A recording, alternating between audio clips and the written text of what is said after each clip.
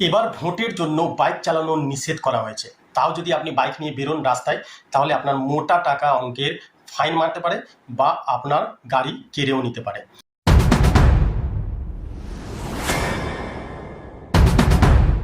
দু দফায় ভোট, 23 তারিখ আর 29 তারিখ। এই 23 তারিখের দুদিন আগে আর 29 তারিখের দুদিন আগে ভালো করে শুনবেন, দুদিন আগে থেকেই নিষেধাজ্ঞা চালু করা হয়েছে বাইক চালকদের জন্য। এবার আপনি বাইক নিয়ে কিন্তু বেরোতে পারবেন না। কারা কারা বেরোতে পারবে আর কারা কারা বেরোতে পারবেন? দেখুন, বাইক নিয়ে যদি কোনো দরকার থাকে আপনি একা বেরোতে পারবেন, পেছনে একজন বসানো যাবে না। পেছনে যদি আপনি একজন বসান তাহলে কিন্তু আপনার ফাইন হতে পারে বা গাড়িও কেটে নিতে পারে। তো দুদিন আগে থেকে আপনি কিভাবে, যদি কোনো প্রয়োজন থাকে, আপনার ইমার্জেন্সি থাকে, তাহলে আপনি বাইরে কি করে বেরোবেন? দেখুন, এখানে সরাসরিভাবে বলা হয়েছে যে আপনি যদি গাড়ি নিয়ে বেরোতে চান তাহলে আপনার কোনো কারণ হতে হবে। যেমন এমার্জেন্সি কিছু প্রয়োজন পড়লো, যেমন আপনি হসপিটালে যাচ্ছেন, হসপিটালে আপনার কেউ ভর্তি আছে, এইসব কারণের জন্য ছাড় দেওয়া হয়েছে, আপনি যেতে পারবেন। অনেকে ভোট দিতে যায় গাড়ি নিয়ে, বাইক নিয়ে, পেছনে একজন বসিয়ে নিয়ে যায়, তাহলে কি আমরা যেতে পারবো না? আমি কি পেছনে বসিয়ে ভোট দিতে যেতে পারবো না? হ্যাঁ, যেতে পারবেন। যদি ভোট দিতে যাচ্ছেন তাহলে আপনার জন্য পুরোপুরি ছাড়, পেছনে একজনকে বসিয়ে আপনি আরামসে ভোট দিতে যেতে পারবেন। এইটার জন্য কোনো রুলস নেই, কারণ ভোটের জন্যই যে এটা নিষেধাজ্ঞা করা হয়েছে। বাট ভোট যদি না দিতে যায় তাহলে কি করে হবে? ওই জন্য ভোটের জন্য বাবু পুরো ছাড় দেওয়া হয়েছে, আপনি গিয়ে ভোট দিতে পারবেন গাড়ি চালিয়ে।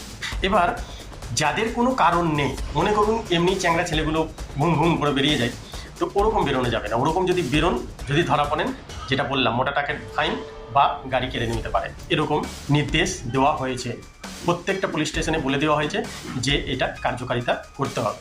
তো এবার দুদিন আগে থেকে যদি আপনি বেরোন, তাহলে কোনো দরকারি যদি থাকে, মনে করুন আপনার স্কুলের বাচ্চা আছে, বাচ্চাটাকে আনতে যাবেন, যেতে পারবেন, কোনো অসুবিধা নেই।